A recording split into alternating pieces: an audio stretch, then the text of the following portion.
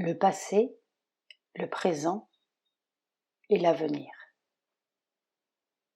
Le passé.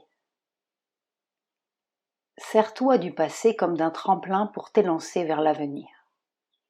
25 décembre 1953. Souvent, on se cramponne à ce qui fut, craignant de perdre le résultat d'une précieuse expérience, d'abandonner une vaste et haute conscience, de retomber dans un état inférieur. Mais nous devons toujours regarder en avant et avancer. 13 octobre 1954. Le souvenir même des expériences passées doit être parfois balayé de la pensée, afin de ne pas entraver le travail de perpétuelle reconstruction, qui seul, dans le monde relatif, permet sa parfaite manifestation. 21 novembre 1954. Il faut se méfier du charme des souvenirs. Ce qui reste des expériences passées, c'est l'effet qu'elles ont eu dans le développement de la conscience.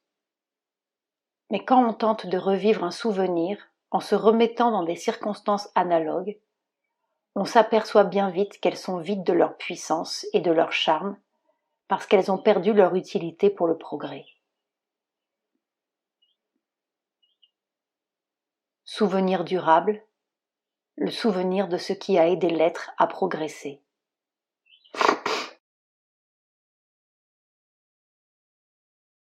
Souvenir sentimental, seules les circonstances qui nous ont aidés dans notre recherche du divin devraient être l'objet de ce souvenir. C'est ainsi qu'à certaines époques, la vie terrestre intégrale semble franchir miraculeusement des étapes qui, en d'autres temps, demanderaient des millénaires pour être parcourues. 11 décembre 1954. Il faut à chaque instant savoir tout perdre pour tout gagner, se dépouiller du passé comme d'un corps mort pour renaître à une plénitude plus grande. 12 décembre 1954. Pour chacun, tout dépend de savoir si on appartient au passé qui se perpétue, au présent qui s'épuise, ou à l'avenir qui veut naître. 16 février 1963. Pour faire le yoga, une des choses les plus importantes à accomplir est de se débarrasser de tout attachement au passé. Laisse le passé être le passé et concentre-toi seulement sur le progrès que tu veux faire et la soumission au divin que tu dois réaliser. Mes bénédictions et mon aide sont toujours avec toi. Avec amour. 10 janvier 1967.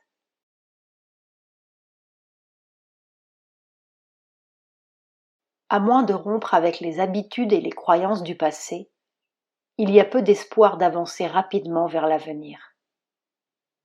23 décembre 1967. Oublier le passé et perdre ses habitudes de pensée est en effet une chose difficile et exige généralement une forte tapasya. Mais si tu as foi en la grâce divine et que tu l'implores sincèrement, tu y arriveras plus facilement. Bénédiction. 22 novembre 1968.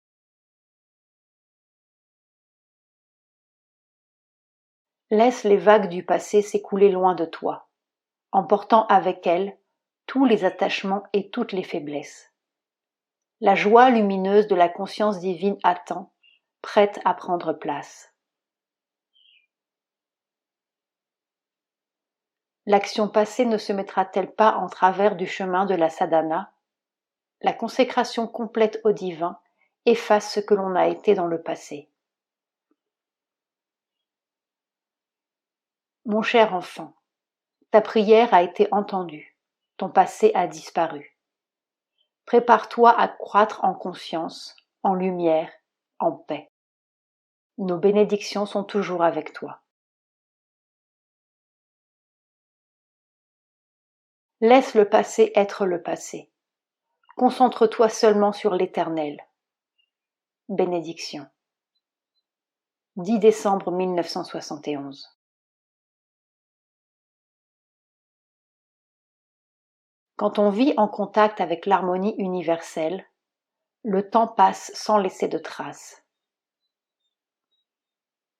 Paroles de la mer, volume 3.